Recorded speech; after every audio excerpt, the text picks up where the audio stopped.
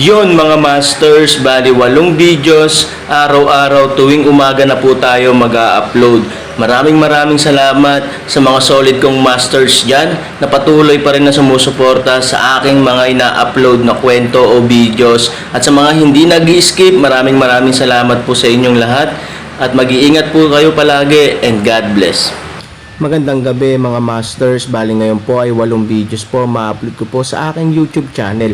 Tama nga mga masters, 8 videos nga po ma-upload ko. Yon, what's up mga masters? Nandito na naman tayo sa panibagong araw, panibagong kabanata na naman ang pagsasama-samahan natin ngayon guys.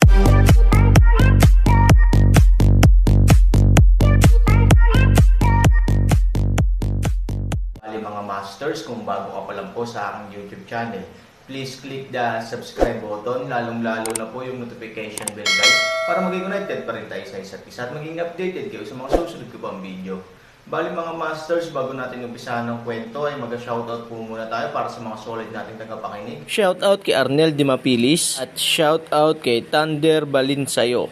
Yun na nga mga masters, no? Bali hindi na ito patagalin. In 3, 2, 1, let's go! Mga master, 8 video na ang mapapakinggan nyo everyday, 4 sa umaga at 4 sa gabi. Salamat mga master. Dapat mong malaman na ang Jade Sword ang asensya ng Chimeng. Ang espiritu ng espada ni Chimeng ay napakalakas. Ang kakanyahan nito ay hindi masyadong malakas, ngunit ang katigasan nito ay ganap na first class. Ngunit ito ay medyo nabaliw ng malakas na lalaking ito. Medyo nakakatuwa, sayang ang talent kung hindi ka magsasaka gamit ang iyong lakas. 3,000 kilay na ngumiti ng bahagya, ang buong tao ay mabilis na sumugod muli. Nang marinig niya ang mga salita ni Aaron, lalong nagalit si Huchi. Sa kumpiyansa ng pag-atake ngayon, siya ay mas malakas. Sinugod niya ang Aaron. 2 tao sa isang iglap, direktang magkahawak kamay. Ngunit sa pagkakataong ito, hindi na siguradong tatama si Huchi gaya ng ginawa niya noong unang pagkakataon. Sa kabaligtaran, ang ilang mabangis na pag-atake ay tiyak na mananalo, at lahat ng mga ito ay sunod-sunod na tumama sa hangin. Parang multo ang Aaron. Kapag mabilis siyang kumilos, paminsan-minsan ay itinaas niya ang kanyang espada para maghiwa. Bagamat hindi ito magdudulot ng anumang pinsala sa Huchi, ang kaliwat kanan ng Aaron ay parang langaw. Ilang rounds pababa, Huchi sumambulat sa isang galit, ang kanyang katawan ay Aaron kahit na nasira ilang kutsilyo, damit na sira. Nako, medyo interesting tong batang to. Napaka-flexible niya. Sa oras na ito, may wine guest surprise way. Haha, hanggang kailan ba siya makakapitan sa pagtatagulang? Isa pa, pinatay niya ang sarili niya. Hindi mo ba nakitang nagalit si Hachi? Yung batang yon, wala na siyang magandang makakain na prutas. Panipi, iba sa lahat, ang mga umiinom, tinitingnan ni Fume ang dalawa sa laban, ngunit ang kanyang mukha ay asul at pula. Obviously, malakas talaga ang Tiger Mania na ito. Talagang nag-aalala siya na ang Aaron ay papatayin ng lalaking ito. Kung gayon, ang lahat ng kanyang mga plano ay magiging walang kabuluhan. Paano siya papayag na mamatay si Aaron sa oras na ito? Ngunit nang maisip niya ang Aaron na nakikipaglaban sa isang malakas na lalaki tulad ng isang toro para sa kapakanan ng isang babae sa isang sako, siya ay nagbingi-bingihan sa kanya at ibinigay pa siya. Galit na galit siya. Nais niyang mapatay kaagad ang Aaron. Umuungol. Biglang-bigla, sa sandaling ito, ang malakas na lalaki ay biglang umungol, ang kanyang buong enerhiya sa katawan ay nawala, ang kanyang Amerikana ay nabasag, na nagpapakita ng kanyang napakalakas na kalamnan. Kasabay nito, ang nagkalat na enerhiya ay nabasag ang lahat ng mga mesa at upuan sa paligid ng ilang metro. Agad namang nagkalat ang mga kainuman na malapit sa akin at nagsitakas. Mamatay para sa akin. Sinasamantala ang enerhiya ay Aaron lindol pabalik kapag, tigre baliw sa lahat ng lakas sa kamao, na naglalayong Aaron direktang tumama sa nakaraan. Malakas ang suntok na ito. Aaron biglang isang maliit na ngiti, at pagkatapos, sa mga mata ng lahat ng mga tao ay hindi makapaniwala, dahan-dahan ding itinaas ang kanyang kanang kamao, sa tigre higanteng kamauchi, direktang pumutok. Ano, baliw ba ang batang ito? Panipi, siya. How dare he fight fist to fist so hard? Isang grupo ng mga umiinom ang nagulat na parang impyerno. Boom! Isang malakas na ingay. Biglang bumagsak ang malaking katawan ni Tiger Chi, parang isang malaking bowl ang bakal na itinapon palabas. Dinurog ito ng mga tao at bagay. Sa wakas, tumama ito ng malakas sa pader, at halos hindi na ito tumigil. Poof! Tigre mabaliw lalamunan isang mainit, malaking bibig ng dugo na parang ayaw ng pera, patuloy na mula sa kanyang bibig. Ang kanyang buong kanang kamao, ganap na baluktot sa posisyon ng siko, karne sa isang tumpok, puting buto out. Ano ba? Lahat ng tao sa eksena, lahat namumutla, hindi makapaniwalang nakatingin sa eksena. Sandaling natahimik ang buong eksena, at maririnig. Ang karayom. Ito. Imposible, di ba? Tigre. Nawala ang tigre. Siya. Napilayan siya ng tagapayo na iyon. Hindi. Ang binata. Walang sumagot, dahil lahat sila ay malalim, nabigla. Walang nag-iisip na mananalo si Aaron, at kahit na maraming tao ang nanghuhula na siya ay papatayin sa loob ng ilang minuto, ngunit binabagsak ng Aaron ang kaalaman at ideya ng lahat sa isang suntok. Sa sandaling ang lahat ay nagulat at hindi makagalaw, bahagyang bumangon si Aaron, itinaas ang 2 sako sa mesa, bahagyang umiling, tumalikod at naglakad patungo sa ikalawang palapag. Ikaw ang tumayo para sa akin. Tumigil ka, ikaw. Naglakas loob kang saktan ako, ikaw. Alam mo ba, kilala mo ba kung sino ako? Nang makitang aalis na si Aaron, ang ayaw ng tigre na baliw ay patuloy na sinubukang lunukan ang dugo at sinabi, hanggang Aaron. Bagamat bata pa siya, umasa siya sa kanyang malakas na paglilinang at katawan nitong mga nakaraang taon, wala siyang bawal sa mundong may 8 sulok, at kahit na maraming matatanda sa mundong may 8 sulok ang namatay sa ilalim ng kanyang kamao sa buong buhay nila. Ngunit ngayon, ang kanyang kamao at lakas, na ipinagmamalaki niya sa buong buhay niya, ay nawala sa isang hindi kilalang bata. Paano siya magkakasundo? Nang marinig ito, huminto si Han Sanchen sa hagdanan at hindi man lang lumingon, hindi ako interesado sa kung sino ka, ngunit bago iyon, dapat mong tiyakin kung sino ako. Umalis sa pangungusap na ito, si Aaron ay nagdala ng 2 sako at dahan-daang umakyat sa itaas. Sino siya? Simpleng sentence lang, pero sa puso ni Hachi, punong-puno ng kayabangan at nangingibabaw. Lahat ng mga bisita ng alak na naruroon ay sumasalamin din sa oras na ito.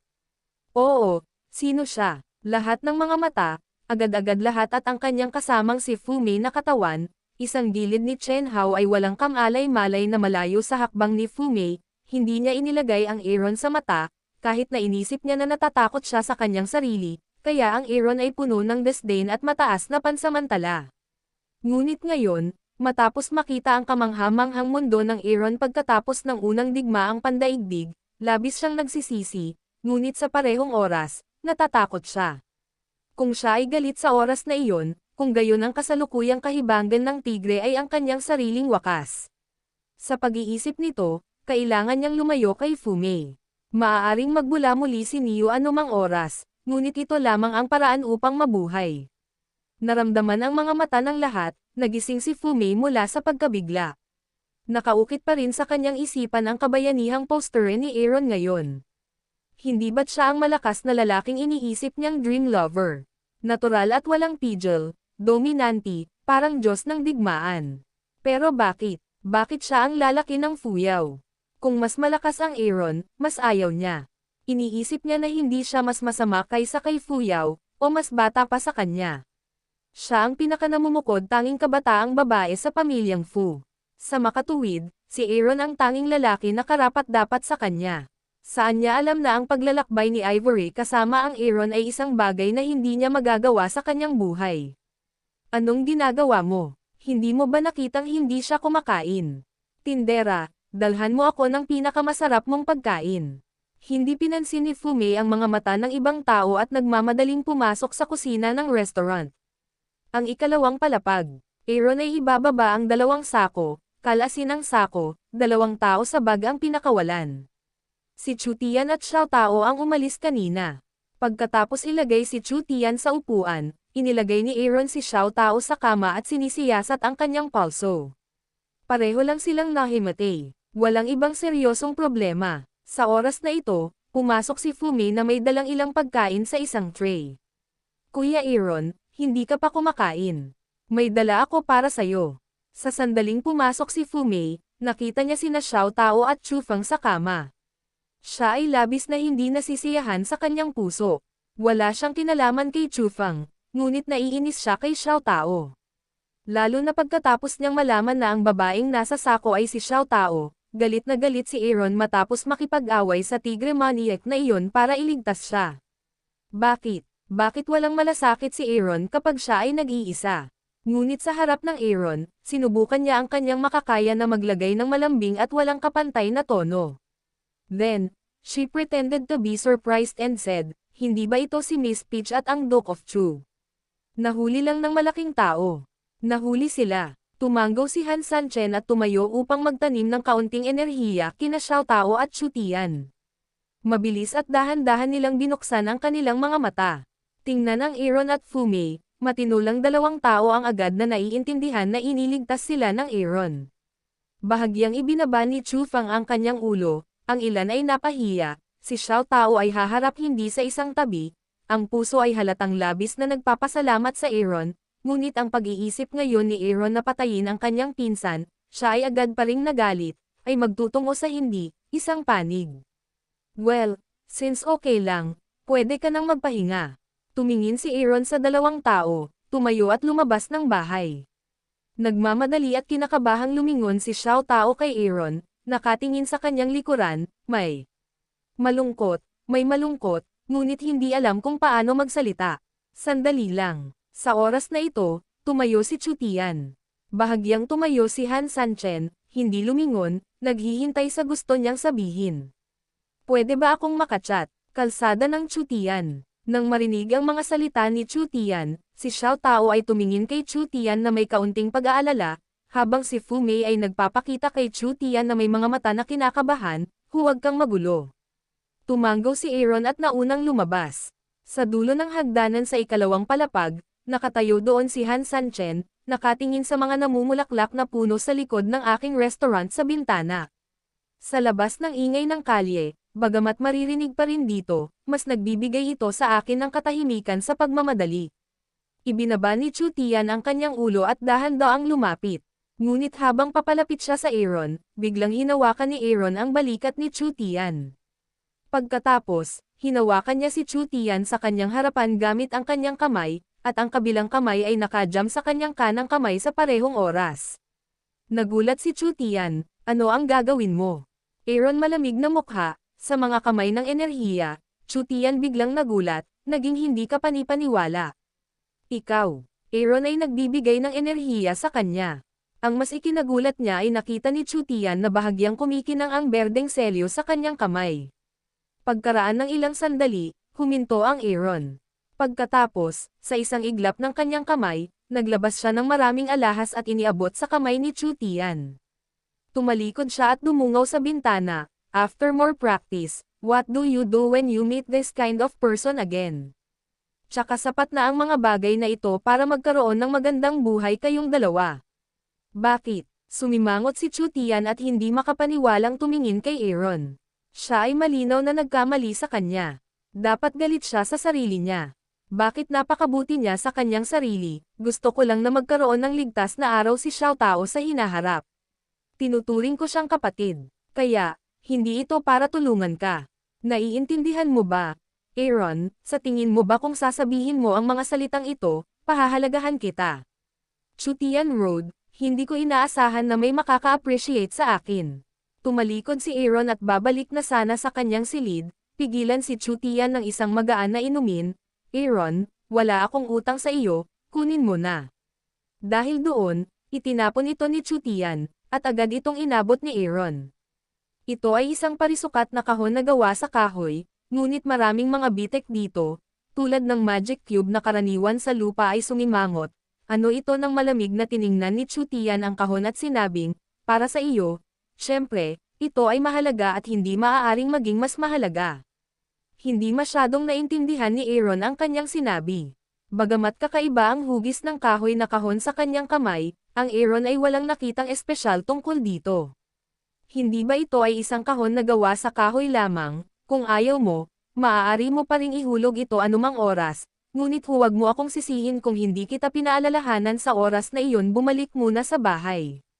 Nang makapasa siya sa Aaron, nakangiti niyang sinabi, may mga bagay na alam ng langit. Alam mo, alam ko, alam ni Xiao Tao. Pakinggan ang mga salitang ito, Aaron buong tao kaagad sa puso ng isang masikip, ang mga salitang ito ay kung ano ang kahulugan. Alam ba ni Chu Tian ang kanyang pagkakakilanlan? Hindi mahirap intindihin. Kung tutusin, pinsan siya ni Xiao Tao. Hindi nakakagulat na sasabihin sa kanya ni Xiao Tao. Ngunit ano ang ibig sabihin ng maliit na bagay na ito? May kinalaman ba ito sa palakol ni Pangu? Yun na nga mga masters, no? Bali panibagong kabanata na naman yung natapos natin ngayong gabi. Muli, maraming salamat po.